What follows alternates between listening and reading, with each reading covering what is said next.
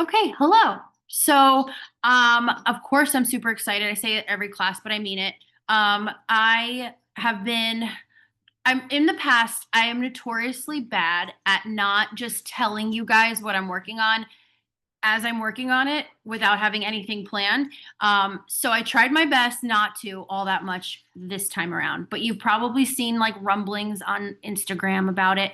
And what I'm going to be doing in September is I mean, there's always like this big fall rush of new clients and stuff because the summer ends, like everybody, there's not like the weekly barbecues anymore. It's like everyone kind of hunkers down, right? And then you're thinking, okay, well, before the dead of winter hits, I want to get this sorted. Or, it's just one of those times. It's usually the busy season is from September till about like beginning of November. No, you know what? Until Halloween, when people eat the candy and then they're like, I'm screwed till the spring. So September till Halloween till October, the end of October, and then from like New Year's season until like the beginning of spring. Those are the two times. I don't know about you guys if you've ever been in that place where typically people are like, let's do something new. Let's get it in gear. Like those are big challenge times of the year, right? And I don't know, I can speak personally, and I know a lot of you guys in here, that we've dealt with the whole like, okay, we're going to do a challenge, and sometimes it hasn't always been like the healthiest of challenges for us, right? I have been personally victimized by a challenge or two in my day. I don't know about you. So, my goal in doing this, I can't think of a different word, y'all. Like, if I could not call it a challenge, I would not call it a challenge because I don't want to sound like one of those, typical like eat less and move more type of like, like 75 hard, let's go. Like that's not my style. I think y'all know that. But I don't know what else to call it. So we're just going to freaking call it a challenge, okay? But I want you guys to remember that as I talk about the specifics of September's challenges, it's all in a CCA way. There's not going to be any like weigh-ins and like no one's going to get told that they're not trying hard enough. Like all of the typical vibes that you get from CCA will very much be a part of this. So please forgive me if, for lack of better wording in describing this, if I use some terms that are a little diet culture-y sounding. I just literally can't think of a different way to say it. Okay? So just keep that in mind. So what are we doing? So I put on the post there that we're doing, so that's two parts. And you could join. I mean, you could not do it if you want. It's total. I mean, no one's forcing anyone, right? But if you want to be in it, there's two parts, and you could either be in both or one or the other. Okay. And we're gonna try and do one challenge, the reset. It's gonna be the A1C Kitchen Reset. So that'll be a lot more focused on planning meals, learning about glycemic index, coming up with go tos so that you can do it quick on the go. You can batch food, all of that.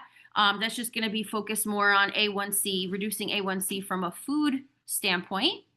And then we have the hoop and hop for hormones. It's like fabulously cheesy. Hoop and hop for hormones challenge is the physical. It's our first physical activity challenge we're going to be doing. So the goal was, I was talking to Casey, who's a client in CCA. She's also a nurse, and we were talking this through for a bit. And she actually said, she's like, I would love to do like a weighted hula hoop challenge because that sounds like a lot of fun, and I really want to do it. And you guys, I don't know if you know this about me, but I friggin' love hula hooping. It is like the best workout, and I'm not good at it typically. Like it's if I can hula hoop, anyone can hula hoop. I have the freaking coordination of like Barney, honestly. So like if I can figure it out, anyone can. But I also didn't want it to be so that you had to purchase a weighted hula hoop for it. Or have the space to hula hoop because that's not always a thing. So I added on the option to do the hop part of the challenge where you could either get a rebounder, like my little mini trampoline that I'm obsessed with, or you can do it in terms of jumping jacks. So I will have modified versions of this challenge for people. So you could do it weighted hula hoop, you can do it with a stationary trampoline, or you can do it with absolutely having to buy nothing else, and you could do jumping jacks and it will still work for what we're doing. So this is all going to be written out in the intro post that goes along with this, but that's the gist of the two things. All right, so then let's break it down. Oh, where did my chat go? Oh, Chastity, I love your challenges. Oh, thank you, Chastity. I'm so glad. But people do think I'm dieting when I say it. I know. I don't, you guys know I don't mean it like that. So, okay, let's break it down. First, A1C, right? So this, you might have seen me post about this a lot. It's now coming up a lot more on searches, and it's being talked about a lot more in terms of like the PCOS community. So, and we've dealt with it. You go to doctors, they test your A1C, right? That's usually one of the top tests that they do. So if your A1C is basically a 3-month average of the blood sugars that you've had, for the past 3 months throughout the day.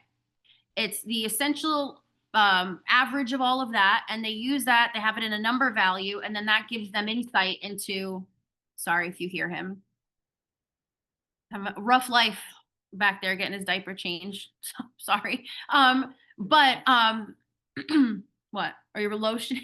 Nick's putting baby lotion on him. I stand corrected. He's not getting his diaper changed. He's getting a massage and he's crying. Anyway, but A1C is the basic measure to see if your blood sugars are tending to run low, if they're tending to run high, or if you're right on target. And if you're trending upwards, they might tell you, oh, you're in the pre-diabetes range, or you have insulin resistance, depending on the practitioner.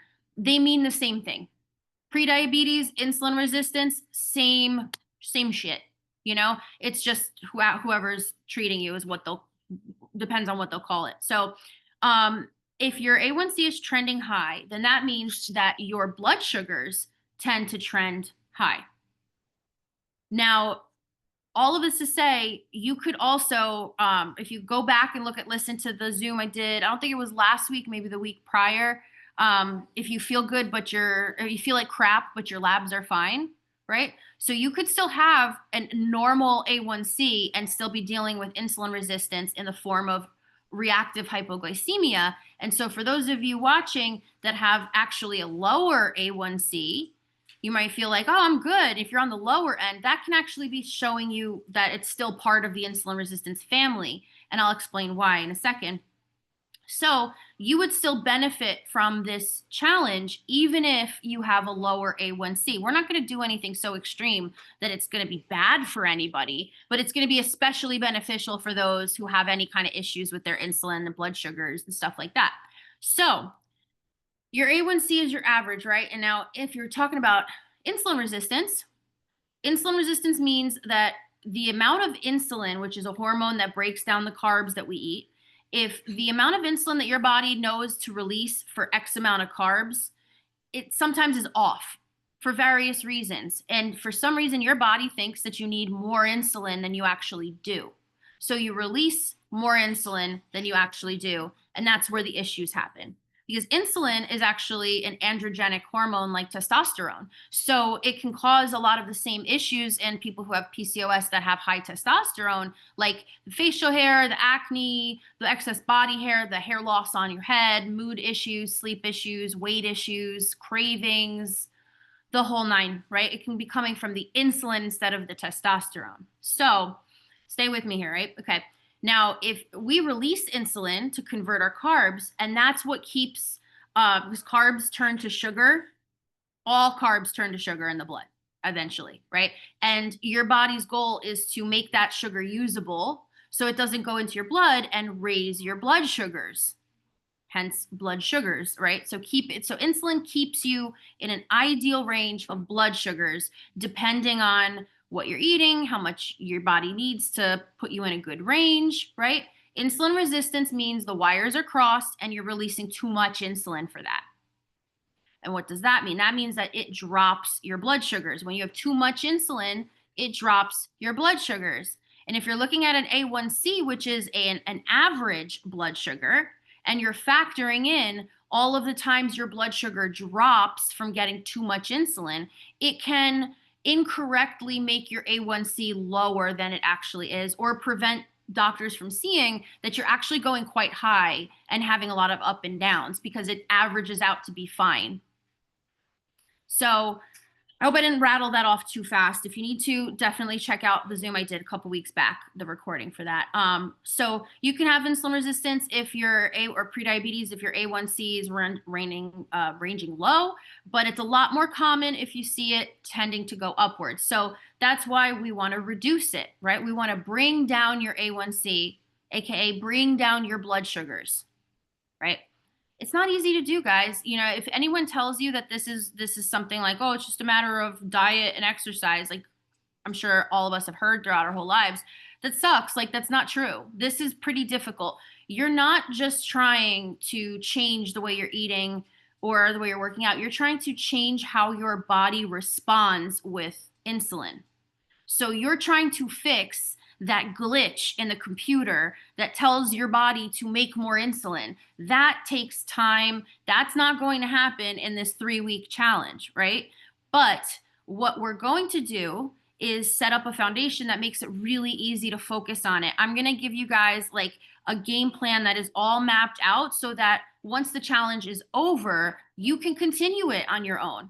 Because human beings, I've done this long enough to know I would love to do a longer challenge, but we just don't stay, locked in like that when it's in the challenge format.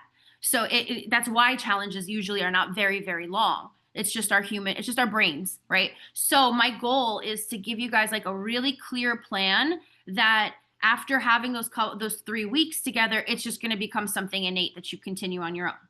Okay, so keep that in mind. What we're going to do is,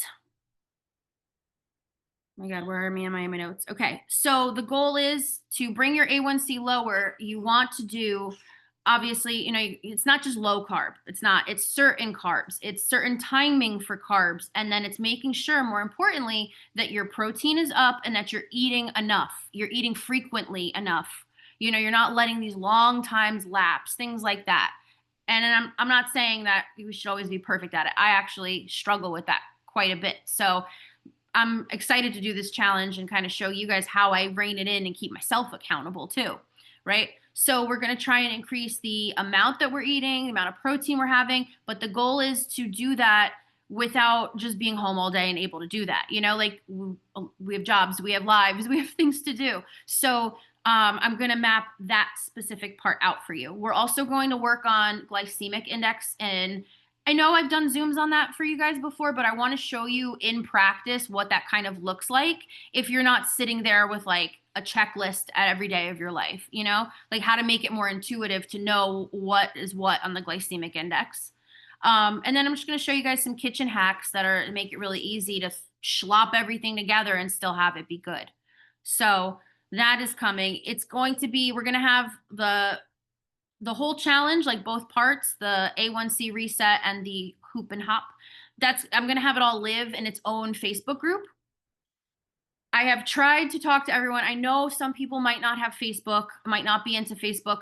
My suggestion, it's too difficult to do this on another platform and get more than 2 people engaged. So make a different Facebook for the group itself. I don't care. You can name it Mickey Mouse for all I care. Just tell me who it is so that when you, try to join in, I don't think it's like a spam bot or anything, but like just make one just for this. So this way you don't even have other notifications. You don't have to deal with seeing anyone. You can just get the info and the accountability you need and keep it moving. So it is going to have its own Facebook group, and it's going to have its own Facebook group chat for accountability, right? Here's where it's going to be a little bit different. I have been very relaxed with interaction in these challenges in the past, but I really want people to be, engaged in this. If I'm going to do this, I want to make sure that you're really getting value out of it. So I'm going to do a daily check-in in the chat, the Facebook chat. It's not going to require much time. You literally just have to send an emoji a day. So if you want to friggin' cheat yourself from it and just sign on in to put an emoji in the chat and stay in the challenge, I mean, great. That's a lot of effort for something you're not going to use. But I really want the people in it to feel really proud of themselves at the end of it, that they really showed up and tried, for those 3 weeks. And so I am going to have a little bit, if you know me, I don't like doing this. It's uncomfy for me. But we are going to have a little bit of accountability with that. That'll be different than usual. It's a daily check-in in the chat. I'm going to send you guys good stuff. So it's not like I'm like bugging you for nothing, right? I'm not doing this for my health, Well, I kind of am because I'm excited to do it too. But anyway, it'll have its chat. It'll have a group. There'll be giveaway opportunities. I'm going to announce, I have to figure out what I want to give away. So I'll tell you what that is as it gets closer. So I'm going to do the weekly lesson on Zoom about it. So it's going to coincide with our CCA Zooms. So it'll be Thursdays at 8:30 p.m. Eastern during the challenge. And like I said, they'll intertwine. And then each week is going to be a focus. So week 1 is going to be protein and time management. We're going to do a food part and then like a practical part. So protein and time management, you guys will have a worksheet for all of this. Okay. Week 2 is going to be carbs and cravings. Again, you're going to get worksheets on this, all that. And then week 3 will really be mindset. So this way we can continue to solidify the different things that we've been doing for the past 3 weeks and make sure that we just continue with it. Okay, so that's the way that's going to go. And I'll also, in addition to giving you the weekly lesson on Zoom, I'm going to be giving you guys a weekly fridge, freezer, and takeout guide. I don't want anyone to think that they can't do this if they're busy. I don't want anyone to think they can't do this if they don't meal prep perfectly, because we're human. I want it to be as easy to do as possible. So we're going to include things like if you have it in your fridge, if you never took it out of your freezer, and if you need to do takeout. Those things should not have to derail you. You should still be able to have options utilizing that. So that you'll also get a weekly guide for that. I actually might just keep that ongoing, to be honest with you, if I can think of enough takeout stuff, honestly. So that's going to be the gist of the challenge, both the A1C and the hooping in terms of the format. Okay. Now the hoop and hop portion of it, those will also be little, I want to say handouts, but they're not handouts because it's online, but like worksheets or posts dedicated to that. That's going to be, we're going to have a weekly outline for that, right? But every day, and here's what I'm committing to, I'm hoping I can stick this, to be honest with you guys, right? So every day for at least 5 minutes, I'm going to go on Facebook Live in the page, and I'm going to either be doing my rebounding workout, my weighted hula hooping workout, or my jumping jack workout, whatever, just 5 minutes. And then the goal is like you guys continue on however long you want to do it. You don't have to be with me live. You don't have to be on when I'm on. What I'll do is I'll have challenges for you guys to comment and stay on target that way as you have your own schedules and stuff like that, because it's just too hard to come up with. At first I thought, like, can we do it where we have like a class, like we're all on together? And I mean, maybe I could do that to teach you guys like the first little bit if you guys haven't hula hoop before, but I feel like it's just too hard with all the time zones to like nail down the perfect time. So I'm going to hop on Facebook Live at some point for 5 minutes. 5 minutes, that's it. And the goal is that it helps get you guys doing it too. 5 minutes each day. And then, like I said, I will have worksheets or little like handouts, quote unquote, that go along with it that will explain it a little bit better. So it'll all be on the same page. So if you want to partake in the hoop and hop challenge, feel free. If you want to just do the kitchen reset, the A1C kitchen reset, feel free. You can do both and really maximize stuff. So I'm really pumped about that. Where in addition to like the whole, hooping and hopping and like all that stuff, where that came in for A1C regulation is, aside from the food, building muscle really, really helps A1C. So I can use the hula hoop while in my boot. That's a good question. I feel like conceptually, yes, but I think in practice, maybe not. Like I'll talk to you about that one. We'll do more modifications or something like that. If not, but let me like look into that because I don't want to say yes and like hurt you. So let me look into that. But anyway, so oh shit, I looked at the comment. What was I saying? Oh, so in terms of lowering your A1C and getting better blood sugars, there's two ways to attack that. So one way, there's multiple ways, but the two big ones are diet, and the second one is building muscle. And it is not easy to build muscle unless it's like you are trying to build muscle. It's not all that simple. Like, yes, you can get, like, let's say you start lifting things like around the house more, like me. Like, I've definitely got new muscle since this baby, it's 20-pound baby, wants to be picked up constantly. You can build muscle that way, but to like build muscle that impacts your insulin sensitivity, that is a little bit more difficult. So I don't like doing anything that's not fun. And for me, the concept with um, building muscle is I've paid for so many gym memberships that I had every intention of friggin' going and doing, because I'm like, I'm paying for it. It's gonna make me go. Absolutely not. I don't go.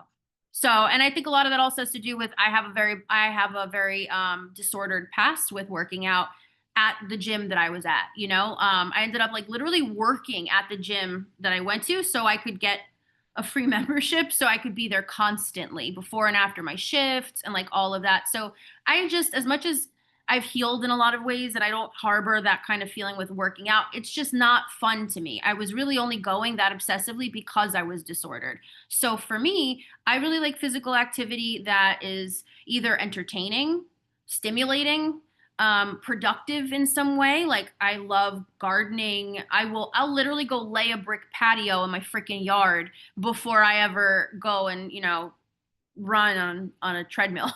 So like I genuinely enjoy that kind of activity. You can't really form a challenge around that, right? So what are the other ways that I enjoy that can be more structured? And that is weighted hula hooping. I can share my link, like the one I use. I bought it so long ago that I don't even know if they're still selling it. But the idea behind a weighted hula hoop, some people might feel like that's harder or that's intimidating. It's actually easier because it's weighted. It doesn't spin as fast, so it gives you more time to like balance it versus a light hula hoop that's just like whipping around. You got to keep up with that with your body to keep it from falling. So that's why it's weighted. It's not so much weighted for like the exercise part of it or like the workout part. It's just honestly a lot easier to use, and they're chunkier, so you can hold on to them. I sucked, like I said, I sucked at hula hooping when I first started. My workout was bending down to pick it up because it was just, I could not keep a hoop up for like longer than maybe two rotations. I'm built like SpongeBob in that regard. Like, I just am not, so I got good at hula hooping. It took me probably like 2 or 3 sessions, maybe a half hour in total, to really be able to like keep the hoop going and keep it up. And it's really exciting when you do that because it's motivating. It's like instant like gratification, where you're like, woo, I'm doing it. I'm doing it. Look at me. I'm keeping, like it's rewarding. That's the word I'm looking for. So I really love it for that. But the best part of it is that when you are hula hooping, you are actually engaging so many of your muscles without even realizing it. All for lower body muscles, core, upper body. That's why I got to check for you, Chastity, about the boot, because I'm like, I don't know what it incorporates, but it like really makes you work your whole body and you don't feel like you are. But you'll feel it. Like I said, 5 minutes, like I'm gonna be breathing like James Gandolfini by minute 2, believe it or not, like, so it's a workout. In terms of the rebounder, the mini trampoline, same thing. It's fun, keeping yourself balanced on it and being able to like land on your feet and like hold yourself there and then push yourself up uses a lot of muscle strength to do that and body weight to do that, but it doesn't feel like that because it feels like you're just having fun jumping up and down on this thing, right? I like to put my noise canceling headphones on. I'll put like 8D music, which is like it's like electronic, but it makes it sound like you're in a concert. I can't explain it. It's 8D. If you've never heard 8D music before, it's really cool. So I'll put on my 8D music. I will, like, it's a full on autism workout, y'all. Like, I have a blast doing that. And not that I give a damn about calories, honestly, but it burns a lot of calories, whatever. I really love it for the muscle strength and for the lymphatic drainage that it helps with. Our lymph system is the system that clears out all of the cellular waste that our body produces every day. And if you have these issues that we have, or you have inflammation, you produce a lot of cellular waste. So the way we clear that out is it's supposed to go through all of our lymph nodes, through our armpits. Like we have them all over our bodies, but there's no internal pump like with blood and like our circulatory system. There's no else was I looking for? I guess that's it. Yeah, there's no pump. So it relies on gravity and movement, massage, things like that, you know? So being able to, especially those of us who are stationary a lot, like sitting at desks, sitting at computers, sitting on the phone, things like that, it really helps to move lymph along jumping on a trampoline. So I love it as a workout. And then lastly, jumping jacks, it's still engaging your entire body. It's still forcing you to balance. You're still like moving your arms, you're moving your legs, like you're still using body weight to increase your leg muscles and stuff. You know, you're catching yourself as you're falling. I don't know the technical terms for all this stuff. I don't know if it would matter if I did to you guys. So don't judge me. But all of the different facets of it, it's an accessible workout. If you don't want to buy the additional equipment, you don't have to. It's still going to end up doing the same thing. If anyone, I do have quite a few people that have modifications that they'll need for lower body. So I'm going to figure that out. I'll figure out something else to incorporate it in. But yeah, I mean, this together, I can't even imagine. Like this is going to be so good. I'm so excited for it, genuinely. Because I want people to come away from it and be like, actually, that was really easy and I feel so much better now. That's my goal. That's my goal. That and build some community and have some fun, give away some prizes. So that's my spiel. I'm really pumped to do this. I will keep you guys posted. I'm looking to launch this the beginning of September. So this way, I'm telling you guys now. So if you do want to join it, if you do want to get your weighted hula hoop or whatever, you have time to look for that. Oh, another tip, if you're on a budget or you just like sustainability like me, look on Marketplace. People get rid of their like mini rebounders and hula hoops and stuff like that all the time, especially if they're moving or whatever. So sometimes you can find a really good deal on there. I've had a client find a brand new mini trampoline that's like really good quality for like $10 on there before. So don't sleep on Facebook Marketplace as an option. But yeah, we're gonna start September 1st and it's running for 3 weeks. I will have a little form with the details all set up in the CCA page. And then it's free for people as part of your client payments. If you're part of CCA, this is all part of that. And I am going to be opening it up to the public as well. So I will be having a separate form and sign up and fee for those who want to join from the general public as well. So you guys might see some new faces around here. So yeah, if you have any questions, if you have any comments, concerns, anything, you know me, I'm more than open to, talking about it. I won't be offended. And I dealt with the same diet culture bullshit. So I understand if this is a little nerve wracking. So please tell me your thoughts on it if you want. All right. So let me stop the recording.